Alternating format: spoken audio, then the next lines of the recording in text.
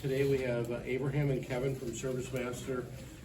The reason we're here is they are considered first responders in the world of first response. I worked for FEMA for 4.5 years, so I'm very familiar with the first responder team outfits and things that they do. But as we continue on, once a month, we're going to try to bring in a speaker on a different subject matter. Next month, we have a guy from title insurance coming in commercial and tell us what he can do for us in title and marketing and all that other things about getting your name out there and finding business. Then we move on to, we're going to have an attorney come in. The attorney's going to talk about probate and trusts and how to keep your real estate business out of that. I do a lot of probate real estate, and the one thing I rarely see is commercial real estate going through probate courts, but it does happen, and they're very hard and rare to find. Then we'll be moving on to business opportunities, and anyways, we've got speakers lined up all the way into June right now, or July, actually into July. And our July speaker is going to be talking about California Association of Realtors, all the forms used in commercial real estate that CAR has put out. What are the changes? What isn't here? What you have to be aware of? What you have to pay attention to? No AIR forms? No. Okay. No. So bottom line is we're trying to find everybody once a month to come in here and give this group, some more what I call network and learn sessions. So Abraham Klapp is the West Coast representative for business development at the Service Master. As the business development manager, Abraham's duty includes seeking out property owners, managers, governmental agencies to be a critical component to help post man-made or natural disasters. Service Master is considered a first responder service provider. As a first responder, they are often at the forefront of a disaster recovery response efforts. According to FEMA, disaster recovery is aligned in the order of individual assistance, public assistance, and mitigation. So, by the way, California has been declared a disaster zone, but it's only under public assistance, not individual assistance. Why is that important? If it's individual assistance, any transaction you have in escrow will not fund unless an appraiser goes back out to the property to make sure it's not damaged by the disaster. Public assistance is dealing with roads, highways, waterways, dams, levees, all that other stuff. So that's more in that line where we're at right now. And then the mitigation portion is once we had a disaster, part of the declaration, if it's so put in the declaration. Under the federal efforts, I just divided it in 3 groups. So at this point in time, I'll let thanks, Greg. Abraham and Kevin. his side banana. Sure. Okay. Sidecar. I like that. Thanks, Greg. This is Kevin Wright. He is one of our partners and owners, and he's our vice president of sales. And one of the reasons I asked Kevin to be here is that he is a native to Southern California and has got a lot of experience ancillary to just restoration. And so a lot of you have different backgrounds in here. And I thought not only could Kevin help me with my presentation with maybe some more in-depth questions, but there's a couple of people in here, and I'm thinking about you, William, afterwards, like the Vegas, the Builders Show. So I was going to maybe put you in touch with him for that. So I wanted Kevin. I got tickets for you and whoever wants to go and their friends. They're not cheap tickets, but so if you even sponsor. Yeah, no. So it's a great opportunity, and so that's one of the reasons. No, I just have yeah. clients and stuff. They give me tickets. They want me to go there. So Yeah, but so afterwards, if there's the other questions or maybe some networking stuff that you might have with Kevin, I wanted to bring him as an extra resource. So what I'm going to do is I'm going to go through. I passed out a card right here of our core services, and I'm going to spend probably about 15 or 20 minutes just kind of briefly going through and explaining what we do for each of these. And then Greg was kind enough to put together some questions that he thought most people in here would have. And so what I'll do is I'll spend the second half of my time going through that. Morning, Chip. Okay. And then if you have any questions, there's a spot on the back. Just kind of write down any questions you have, and then I'll answer those at the end. Service Master Restoration is a 24-hour, 365-day-a-year emergency response company. We are franchised, but we also have a corporate office in the southeast that allows us to be flexible and having 5 or 6 franchise owners that got together and can run the business how they like, but also have the support of a corporate office and the structure that you get with a CRM and the network that goes with that. $5. In fact, this year we became a Service Master SRM, which stands for Service Recovery Management. And as I've said in here before, not only do we handle small losses, that you would have in your house, but we can handle full-scale buildings that are destroyed in disasters. And so we're part of a group that we got that this year. It's called the SRM group, and they are the team that gets deployed anywhere in the country if there's a major disaster, and we're really excited about that. So that's a new thing for us, So with that, the water and the fire restoration is what most people know us for. A lot of people just assume we're a couple guys in a van. We're definitely not. If you look at all the locations we've got, we're probably have better coverage than any other restoration company in the Southwest.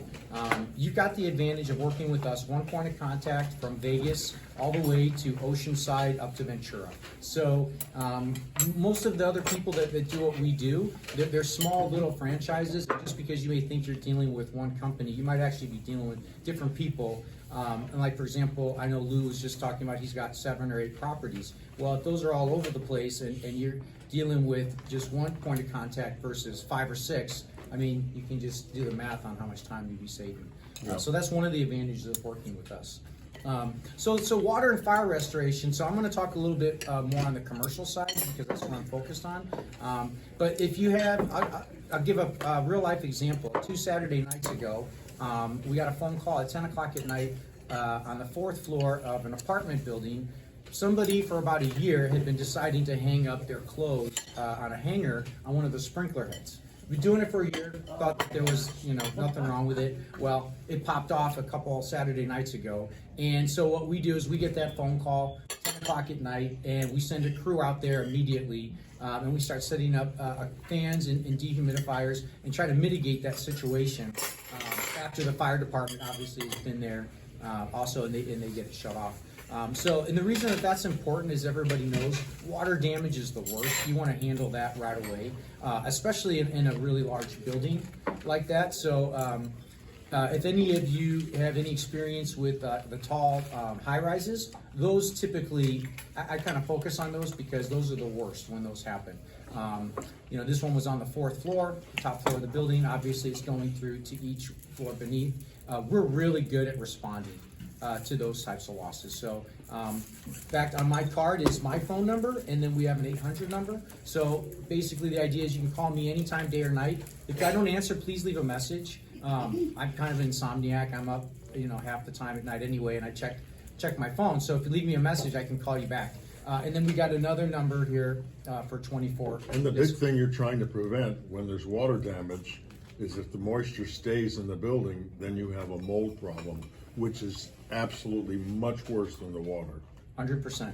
Yeah. So secondary damage. Yeah, that's our job, is to prevent that from happening. And in our business, response time, like Abe said, is critical. And being one of the larger service providers in Southern California, we're not going to tell you we're going to be there in a half an hour if it takes us 2 hours to get there. We're very realistic on traffic and situations and all that. So, yeah, response time. And by the way, our goal for response time is 2 hours. Or less. Or less. Yeah, it's within 2 hours. We could have a truck, a mile away, or we could have all of our trucks in a large loss.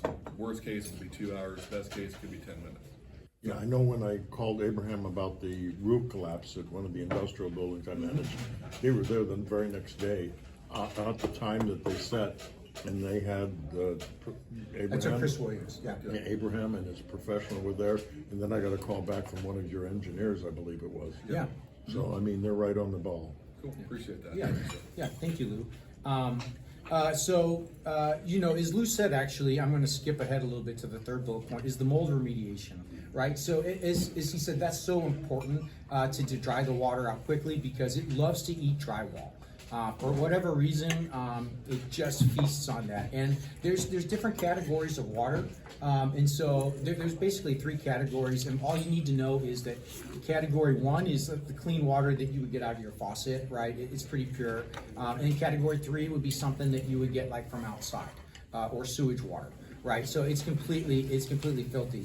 And the higher the number, the faster the mold grows, right? So if you have water intrusion from outside, it's really important to get it dried immediately, and have any areas that won't dry or are affected cut out, because mold spores will spread. And Lou had talked about this a little bit last week. The thing with mold is that you could have absolutely no reaction to it, or you could have a reaction that made you look like you're on chemo. And so we've got different people that have worked with ServiceMaster that kind of told some stories about how, you know, they've gone into people's homes and seen like the family picture, and there's this beautiful woman, and then they look and they're like, wow, what caused this? And it was mold. So that's the thing, is you just can't predict how it'll affect people. And so if you're managing a property, I mean, you always want to err on the side of caution. Can I say something on that? Oh, yeah. So we're not, so what we usually do is hire an industrial hygienist to come in and do testing. We don't do the exact testing. So when we identify that a property does have mold, we're bringing a third party, or you guys are bringing a third party. You guys might have your own testing company that you use. They'll come in, take air samples, swabs, whatever. It lets us know what kind of mold, how much mold, different mold, spore counts and all that. So based on that report, we can begin our job to remediate and then do our job. After our job's complete, I highly recommend hiring back that company or a different company to come in and do a clearance test. And that'll give your either homeowner or tenant, peace of mind, saying, hey, we hired ServiceMaster. It's just one more layer of protection for you guys, saying, hey, we hired this company, they got clearance, here's a certificate. You had the question. Oh, sure. Different types of mold. Yeah. I didn't know there were different types of mold. Oh, yeah, Oh, yeah. I can't pronounce half of them. I mean, there are all these, aspergillovirus, I mean, It's not mold and mold. no, mold's not mold. There's much different kinds of mold, and some are more toxic than others. So to give you an idea, when you eat bread and you get that green mold on it, when bread gets old, it gets green spots, that's mold. But that mold creates penicillin. So not all molds are harmful. Right.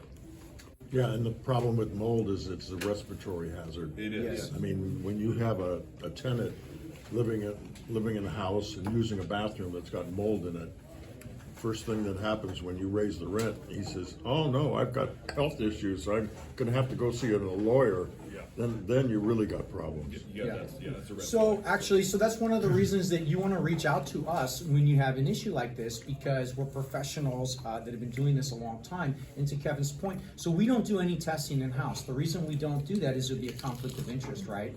I mean, but we have really good relationships with all kinds of testing companies.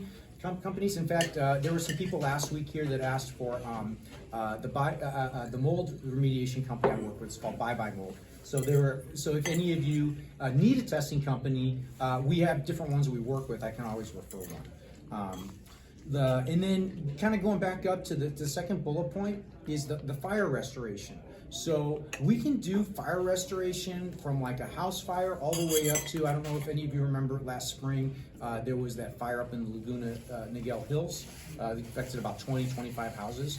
We can handle any size fire, right? So we can handle a small fire that's, in your kitchen, from like the toaster burning all the way up to, fire damage on the outside of your house, smoke damage coming in from like a large scale fire. So, and then also to the contents inside. A lot of people are surprised when they find out actually what can be saved.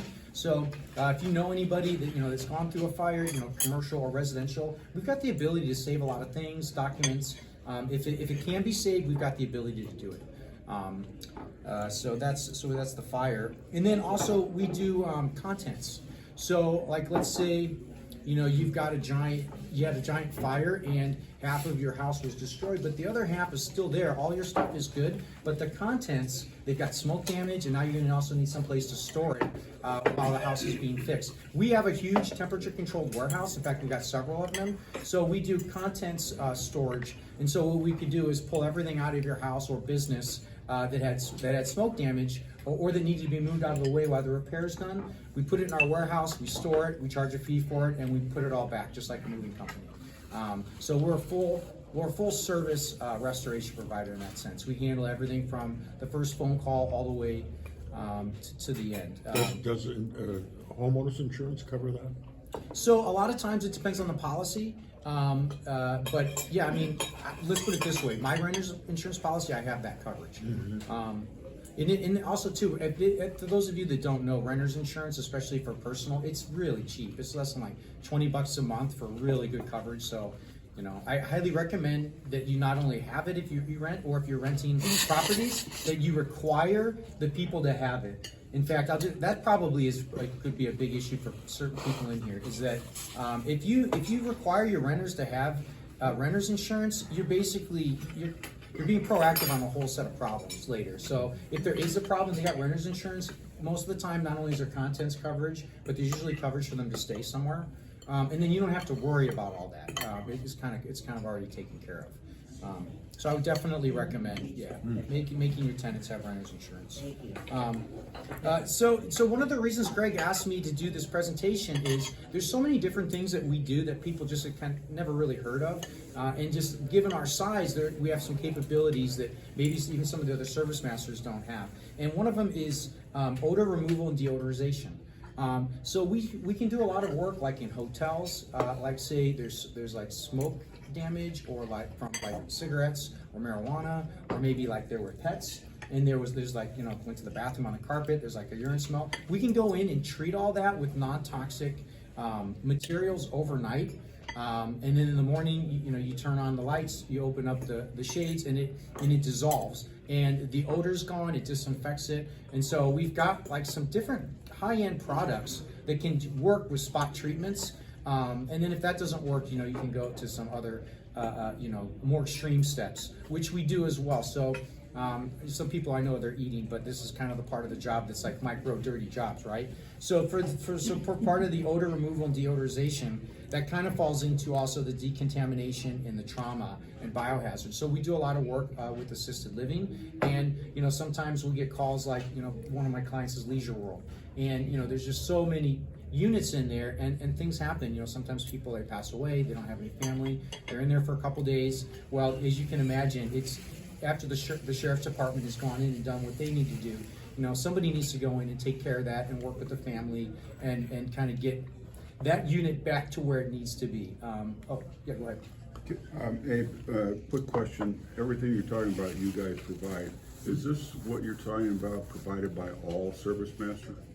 No. So I don't remember if you were here for the beginning, but we're all franchises. Yeah, I know. And what happened is that we were 5 different franchises. I think it was about 7 or 8 years ago now.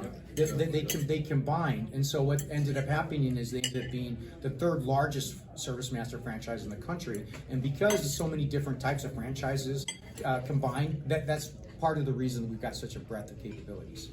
Right. So Kevin he was one of the owners. And he came together with the other ones. And so Kevin, not to get too much off topic, but it was more on the janitorial side. Mm-hmm. So that gives us a lot of capabilities that maybe other just restoration service masters couldn't do. Right. So it gives us some wiggle room, and we do some other projects.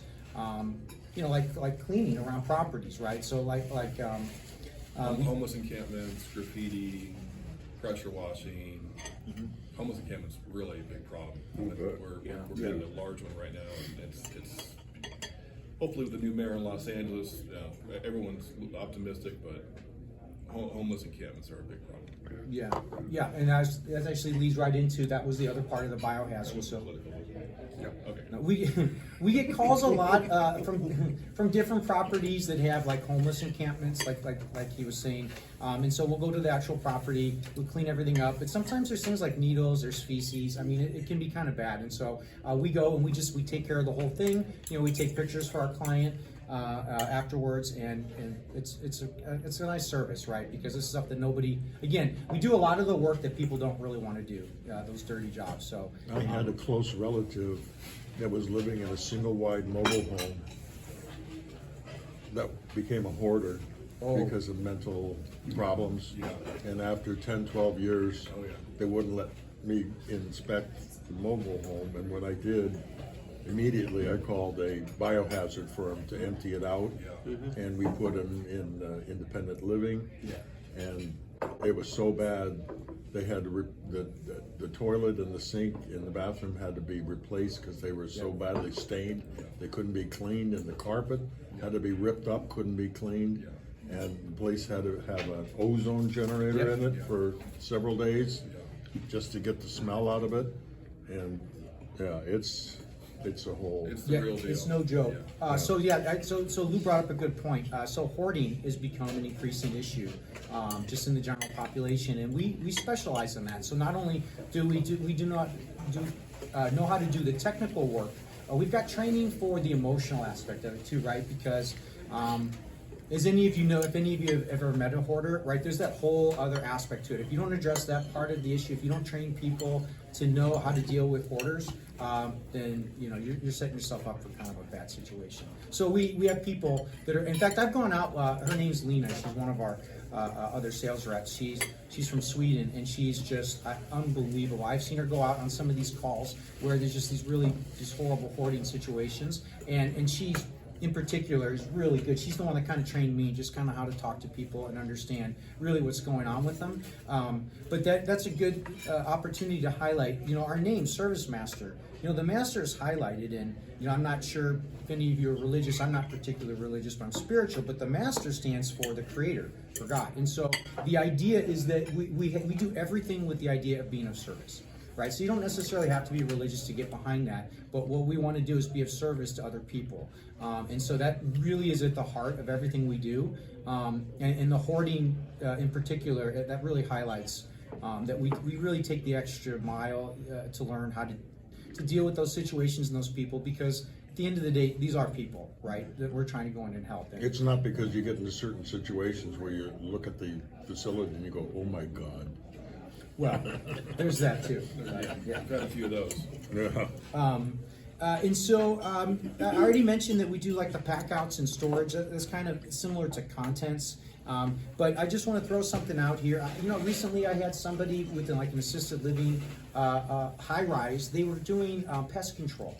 And they were looking for somebody to come in and basically remove all the furniture, floor by floor, so they could come in and treat it for pests and then move everything back. Those are the type of projects that we really do well. We've got lots of storage, we've got lots of manpower for that. And so that's just something kind of, outside of the box that most people wouldn't think of that we would do all day long. Also, we do board ups and tarping. So, I know the rain's kind of already left us here, but if you, for some reason you had an issue and you needed a temporary tarping, we do that. And we also do board ups. So if you've got a business that's got a window that's been broken or whatever, we do board ups all day long. And then we've got catastrophe recovery. Kevin and I are part of a team that's really more of what that SRM is sort of important for. Where we travel, usually it's about once a year, where we travel to wherever a catastrophe or hurricane hits. And we're part of a team that deploys, and we take generators, we take RVs, we take all the equipment that we have here, we take it and we deploy, and then we're of service to whatever areas it hits. So this year we were in Fort Myers Beach in the surrounding areas. We were there for about 2 months this year, but like I was saying, we've got the capability to go in and do anything from bringing in cranes to remove boats from our property, then to start clearing it out, to start the process of drying it out, and then all the way back to a full rebuild. And so, if we can do something like that at that scale, really we're capable of doing anything. No, but if it's in Florida and you're out here on the West Coast, do you do the major stuff and then turn it over to the local franchisee, or what? Correct. Yeah, correct. Yeah, we work real close with the local guys. Like Abe said, we're one of the third largest service masters in the country. So when an event like that hits a certain area, a lot of these service masters are smaller and they need assistance. So we'll mobilize. They'll call us and a couple other service masters, and we'll mobilize and assist local service masters. So we'll do the dry out and then turn that over to them, and then they'll do the rebuild. Yeah. We're not Makes sense. exactly.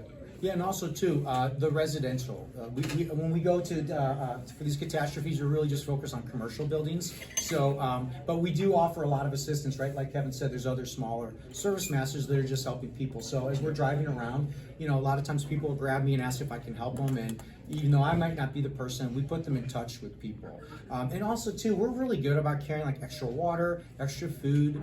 You know, 2 years ago, the disaster was in Louisiana, and I mean, just some of these poor people are just really destitute. And so, you know, that's actually the other big part of it is like we're there to help people rebuild their buildings and put their lives back together, but we're also there just, you know, to offer, you know, a helping hand, just to help in any way we can. So, you know, that's one of the biggest reasons I do it. I get a lot out of that. And then also too, we are working on our asbestos abatement license in California. We do it in-house over in Nevada, and we do it in some of the other states that we've, you know, deployed to. We're working on our California license, but we have a sub that we use real closely with any asbestos issues that come up. So again, we could handle that if it came up. And then, you know, it seems like it's not really coming up so much anymore, but like the COVID-19 cleaning, you know, if you were to have, you know, if COVID-19, I guess, makes a resurgence, or if you were to have maybe like a flu outbreak or cold outbreak at your business, you know, we can come in and do that deep cleaning. We do a lot of this for schools and different government entities that are required to do that. And so it's like a real deep cleaning. And then I don't know if any of you watch like UFC fights or some of the fights over in Vegas, but like, you know, we've got a gig where we actually go and clean the rings in between matches and stuff. And so, you know, we're kind of known for, you know, just kind of getting in there and disinfecting, you know, to the max real quickly. So, I'll say something on that too, on the COVID-19, the disinfecting. So, as you guys probably experienced firsthand, a lot of people got in the business of disinfecting when COVID hit. You got a lot of, I'm not going to say yahoos, but a lot of people trying to capitalize on the unfortunate events of COVID. We were doing that for the last 40 years. So we have a lot of experience, whether it's COVID or, God forbid, another outbreak that, you know, ever happens in the future. That's something that we've been doing well before this past event, and it was sad for me to see other people, not sad, but I mean, other people try to capitalize on, you know, that event. They were trying to get in the disinfectant business and do all that. But before that happened, we were trained to handle that situation. So when it did happen, we were ready. We actually had to pivot and go different directions. yeah. So that's our core services on the commercial side. You know, I'll just say briefly that we do have a residential side. It's more focused on those reps. Pretty much they call on insurance adjusters and agents, and then we do get a lot of business like 800. You know, the 800 number, Google, and so we have a whole other side that just deals with, you know, just residential homes that way. So, you know, if any of you have any questions on that, I can offline I can answer more about that. But it's more or less the same, just on a smaller scale as the commercial. So I don't know. Before I go through these questions that Greg put together, does anybody have any questions they wrote down or that they have first? All right, I'll cruise through these then, and yeah, if you have one, just raise your hand. In your experience, what is the biggest misconception people have about the services you provide? I would say that, and again, this is the reason that we did this presentation today, and I'm trying to network a little bit more this year, is because most people just think of service masters as a couple guys in a truck. You know, they go around and they're just basically chasing floods and water losses, and you know, there are people out there that do that. But we just handle so much more that once I start talking to people about what we do, they get kind of excited, you know, because they don't need to go find 2, 3, 4 different providers. And not only do they not have to find 2 or 3 different providers, you know, for essentially what's one job, they can just deal with one person for a larger area if they got more than one geographical area that they're covering. Does Service Master have different business models for different types of disaster response? And the answer to that is yes. We basically have 3 different buckets. I would say we've got our residential side, which I kind of talked about briefly, the commercial side, which I went through, and then our catastrophe side. So each of those could probably be its own separate business if you wanted to peel it off, but we run it all under one.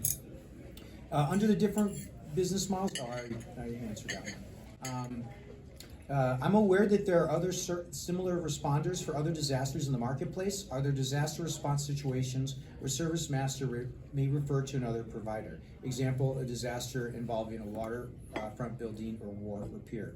You know, that's a really good question. So, almost everything we would do in-house. The only time maybe we would refer you out is, well, shoot. I'll mention one. So, because we do get some oddball requests. We had a request 2 years ago when I was in Louisiana. A guy had a shrimp boat, and he wanted us to restore that. And yeah, and we actually looked at it, right? We looked at maybe getting a crane and everything else, but it turned out his insurance. He didn't invest in the right insurance beforehand. So you know, so occasionally we do get thrown things that we can't do. But the reason I say that is one of our other owners, his name's Jeremiah Cox. He lives over in Vegas, and he's pretty much the quarterback of our catastrophe expeditions. And he'll say, I can solve any problem. In fact, when people ask him what he does, he says, I solve problems. So we like to pride ourselves at our franchise that there isn't really anything that we couldn't do. And then if we looked at it and we had to refer you out, you know, we probably know somebody that would. But hope that answers that question. Let's see. Does Service Master have a minimum disaster which it will or will not provide response services? So that's a great question. I would say that might only apply. I recommend that people, when they have like a smaller loss, especially like I've got some commercial clients that are property managers that have tenants in residential apartment buildings or whatever, or homes, and they may have a mold problem or a water problem. We go in and we dry everything out, we cut out the affected area, but sometimes it's a really small little patch job. And I tell people that you're probably better off just getting a little handyman for that, because like I said, we're a full general contractor. For us to go in, it's very expensive for us to go do a small job, so we could do them, but it's not going to be as fast as if, you know, you just get somebody to come in and, you know, just kind of patch up the drywall. Because a lot of times it's just very minor stuff like that at the very end. And that just saves people time and money. And that would probably be just the only thing I could kind of point to that, you know, we may not be the best at, but there's talking internally of we're looking at solutions for even that, because, you know, we want to always have a comprehensive solution. So, but I would say that's really the only thing, you know. And if it's I would also say for the asbestos, if it is just purely an asbestos job, I'd probably recommend you out. So, although we can do that over in Nevada. And then regarding so let me ask you a question on asbestos. Yes. On asbestos, I know it's been outlawed in construction materials for a number of years. So what age of a property are you more likely to find asbestos in? So we do testing on every residential property that's 1978 or before. And residential would be anything 4 units or less in the same building, right? So in other words, you've got a building with more than 5 units in it, then it becomes commercial. So we test anything before that date for residential. On the commercial side, we test everything. Because, you know, Kevin might be able to speak better to this, but, you know, we find, just because it's been outlawed doesn't mean that you don't still find it quite a bit. And that's another great thing about using us, especially in as litigious a state as California. There are a lot of companies out there, and I'm not gonna name names or anything, but like let's just say not everybody goes by the book throughout the entire process the way we do. Right, so we do that as designed to protect the tenant, you know, the homeowner, to the property manager, insurance. It's all by the book for a reason. So that's, you know, you have peace of mind working with us on that. That's not only ceiling tiles, that's insulation, that's floor tiles. Well, yeah, even drywall has it in it. Drywall. Yeah. Drywall, And too, back is east old. where they wrap the pipes for winter, Right. they used to use asbestos for that. Yeah. Popcorn ceilings. Yeah. Yeah. And you know, we were talking about mold earlier, and you know, that's as bad as that is. I mean, asbestos too. I mean, all it takes is one incident, and you got a huge lawsuit or something. And so that's our job, is to do things the right way and protect your interests. So. Yeah, so, but we're, like I said, we're in the process of getting that license here. Do you guarantee that type of work, Dave? I'm sorry? Do you guarantee that type of work on mold, asbestos remediation? Well, so that's what Kevin was saying before, is that we would do post-testing. So we wouldn't, if it was still testing hot, the job's not done. So you do guarantee it? Well, Yeah, well, that's why we recommend, we Testing, hire a yeah. third-party hygienist to come in and do a post-clearance test. Yeah. Yeah, Yeah. and it gives everyone one more layer of protection, especially what we all do. It's just nice to have that piece of paper and say, There are no you know, guarantees on that. No. So, but to your point, I mean, who knows the day after that piece, right? The next day something could happen, but Yeah, we right. do guarantee it up until, yeah, we till do that. that, yeah. Sure. And then I noticed, I think I skipped over this, but I've answered this before. How large of a disaster can Service Master be a respondent? Honestly, it could be, you know what? There is no disaster that's too large for us. In fact, Lou today gave me, I talked a few weeks ago, we've got something called a pre-loss agreement. It's free. And what it is, it's an agreement that if you sign up with us, and I've sent copies. Greg's got it on the template on the computer. Did you upload it? It went out in an eye contact message to everybody, so you could click on the form button or the response button, and it would download the service agreement. And which Yeah. email was that? Pardon me? And which email was that? It has the 3 pictures on it with Disaster Recovery Center, a hurricane, and a crumbling building. How long ago did you send that? And then 2 weeks ago. And then I've got a copy too. I can send it to anybody individually if you want it. Just shoot me an email and I'll send it to you. But excuse me, I'll say something on that too. So, like Abe said, it's not a binding contract. There's no obligation to use us. It's just basically a form. It's just basically a handshake saying, what happens is, if there's a large event in California, for example, let's say there's an earthquake. That's what I was going to, yeah. Tonight, right? Every restoration company has capacity. Like at some point, you're going to be picking the phone up and say, "Hey, I got a problem." They're going to be like, "We're at capacity. We don't have any more manpower, any more trucks." Like when a large event happens, whether it's in Florida or California or an earthquake, there's going to come a time where every restoration company in that event is at full capacity, and they're going to say, "We're 2 weeks out."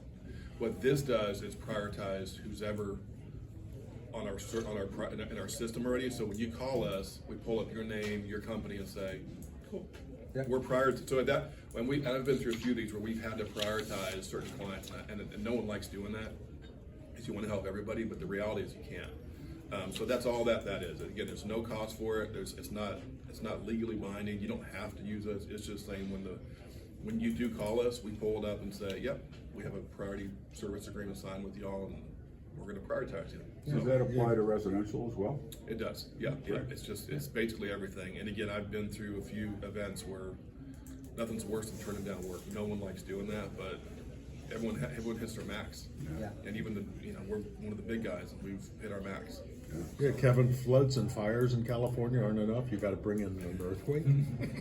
Sorry, We don't have enough trouble already? I didn't want to jinx us. Oh, okay. You forgot about the mudslides. That's our other yeah, important right. season. Yeah, that's part of the floods, yeah. Well, the reason though the earthquake though is a perfect example is because that will pretty much affect everybody and everybody's going to want help. And like Kevin said, most of our competitors out there, they're going to get attacked pretty quickly, whereas we've got a whole team nationwide that goes elsewhere to help with hurricanes. Well, guess what? They're coming here now to help us, and they're asking us who needs help, and we've got that list of that priority response agreements. Those are the first ones being worked. And like Kevin said, it's non-binding, it's free. And of course the idea is we would love your business in the meantime, so please don't wait for a natural disaster. Any of the other things I talked about today, obviously we would love that business too. Let's see here. Regarding responding to an individual where there may be an insurance damage claim filed, does the insurance carrier dictate to the policyholder who the disaster responding service is to be used by the property owner? The answer to that is no. The policyholder is always the customer. They can make the final decision, and we work for the customer. Some insurance companies have different restoration providers that they like to work with, that they maybe prefer, but ultimately, or that they might recommend. But even if that's the case, it's always, you're the one paying the invoice. You can tell them, no, I want to use whoever I want. So that Can I say something on that too? It brings up a really good point. There are certain insurance companies. We're a preferred vendor or provider for all the large insurance companies. So there are certain requirements that we have to adhere to get on that program, whether it's State Farm, Farmers, AAA, whatever. So when you do have if it is a homeowner loss or commercial, like Abe said, they might recommend somebody, but we are the preferred vendor for all the large insurance carriers, so. Well, it's like when you have an accident with your car, if you Exactly. have Mercury Insurance, Exactly. Mercury's gonna say, please go to a Mercury Center and have our adjuster Go meet to you there and Go to do Caliber. it. But you don't have to have your car repaired there, you Correct. can take it anywhere you want Yeah. with that estimate and Correct. get it repaired. It's your choice, like Abe Right. said. Yeah. That would be against the law if they Yeah. force you to use them. Yeah. Oh, and and while that came up with the insurance, all of our pricing actually is kind of determined based on that. It's all standardized and it's all based on a program called Xactimate and then just industry standardized. So I actually have a copy of our price list too. It's pretty exhaustive. If you want a copy of that, I can always email it to you. But it's pretty much the same thing that goes to all the insurance companies as well. So that's one nice thing about working with is the standardized pricing. When considering a response such as cleanup and commencement of restoration, how can Service Master help the property owner return to prior disaster status? So this is a good one. When I mentioned those fires up in Laguna Niguel last May, I went up there with one of our other techs to visit a house that it didn't really have any visible damage on the house itself. It had some damage like in the flower bed outside. There was some smoke damage on the inside. He was trying to figure out whether or not he should even file a claim. And so, we've got the ability to go in and we even do free assessments where we could go meet with homeowners and talk about like what's your deductible and maybe look at a ballpark of what it's going to cost for you to have that done in your house, and so you can make a decision on whether or not you even want to file a claim with your insurance. Just maybe go direct with us, but we're really good about kind of giving, putting everything on the table so then you can make your best decision. Because some people, you might have $1,000 deductible, or it might be $5,000 deductible, for damage on your house, or it might be 15. I mean, I saw one recently. I think it was like 25,000. I think it was in Laguna Beach. Yeah. So that's the thing is that for deductibles and your insurance, you want to look at that. Yeah, you mentioned renter's insurance earlier. Yeah. I know they have renter's insurance with Airbnb and VRBO and all that, but the deductibles are ridiculous. Yeah. So, but you can adjust. $15,000. It could be. So I have a renter's insurance with State Farm, which is who I do my auto policy, and I just bundle it. And the landlord has to pay that. No, I pay it. The tenant wouldn't pay that. Oh, well, I'm the tenant, and I pay. Me personally, I pay for renter's insurance. He's saying the landlord pays for If there was for the fire and damage. the mold. Oh, if there was damage. Yeah, Yeah. If there was damage, the Yeah, tenant, but- they never pay. correct. But here's the other thing, though, is that but they might pay for contents or to move them out of the unit for Airbnb. So I have seen that. Loss where, of use. Yeah, so loss of use. So I'm sorry, William, I was thinking through your question. So yeah, because it's a great question. So you could have actually that happen. Say you have I saw this happen at a condo actually in Laguna Niguel, and the HOA paid for part of the fire damage. But his personal renter's policy kicked in to give him a place to stay because the HOA wasn't going to pay for that, and they were maybe not going to pay for part of the content. So it's basically like having two spouses both having insurance. You got double coverage. It's not a bad idea. Yeah, the property owners always have to have their own insurance, regardless of what they require of the tenant. And then the tenant has to have renter's insurance. You gotta make sure that renter insurance includes the property owner as an additional insured, because otherwise the two policies don't work together. Right. So it's no longer $25 a month. It's more like by the time you lower the deductible, and the landlord has to pay his portion, and they pay their portion, it ends up being like about $75 to $100 a month. Okay. All I know is I pay. I think it's $17 a month that I pay for my renter's insurance. I think so if my place burned down, I'd get like a check for $50,000, and I think my deductible is it's definitely not more than $1,000. I think it's $500. That's with State Farm. But, Property owners always have to cover the structure. The structure. The structure and the integrity, which includes the roof and the walls, and The plumbing. But it's just not Yeah, one policy, it's two, and it's But there's another the component deductibles. on that renter's insurance. If you're renting a property or tenants in a property, whether it's commercial or residential, and their personal vehicle gets destroyed in that property, your auto insurance will cover it, but if you have renter's insurance, it covers the vehicle.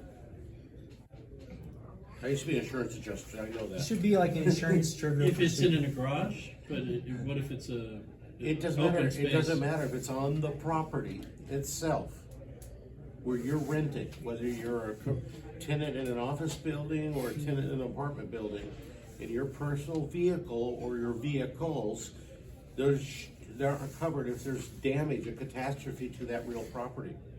And if you pay renter's insurance, a renter insurance covers the vehicles, because auto insurance won't cover the damage of a parked vehicle on a property.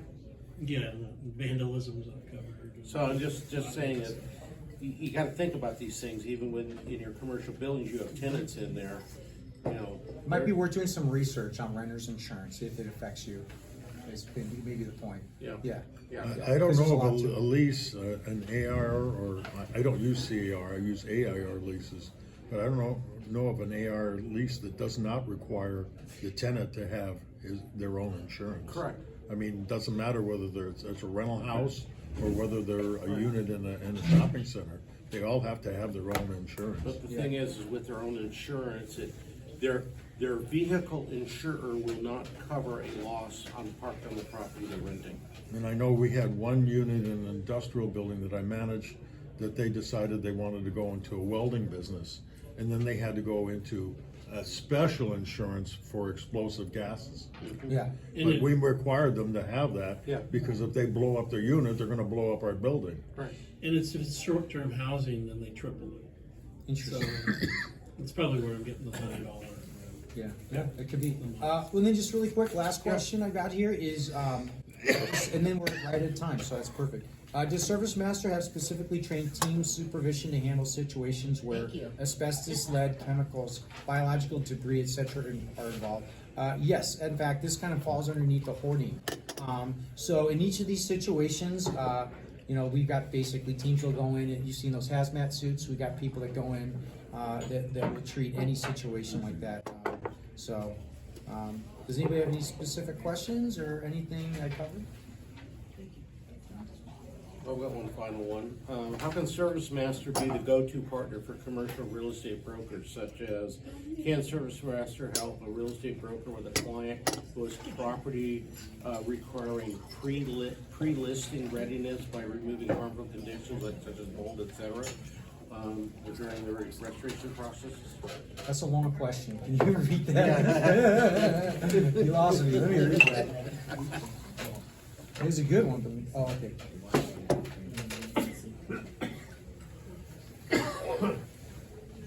It's a really good question, Greg. I honestly, over the past year, I actually do get a pretty significant amount of phone calls from commercial real estate brokers, and a lot of them, they come in through the people we do testing with.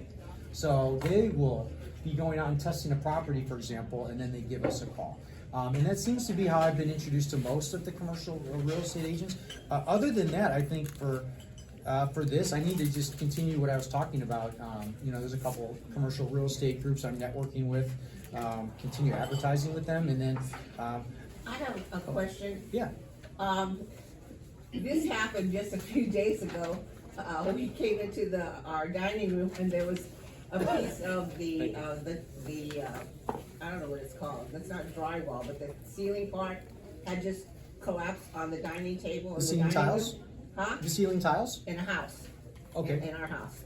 And then, under where it fell down, I noticed that it was a dark strip, like there, just a small thing like this. But then, we called people to come out and I thought it's raining, maybe they have to tarp it if they can't fix it right away or something.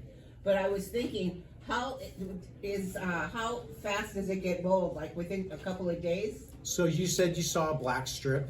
Yeah. That might be mold right now. I mean, Oh, I do really? want to get Because it's a somebody in there tile to roof. test it. So I thought, I wonder if it had a leak, we just never saw it. Yeah, if your ceiling tile fell down, it's usually something that causes it to fall down. So, Yeah, I would say I would get it tested right away. yeah, okay.